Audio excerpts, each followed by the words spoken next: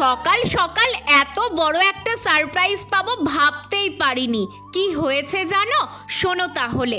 সামনে আমার 4th সেমিস্টারের এক্সাম, তাই কদিন ছাদ বাগান সামলানোর দায়িত্ব দিয়েছি আমার বোনকে।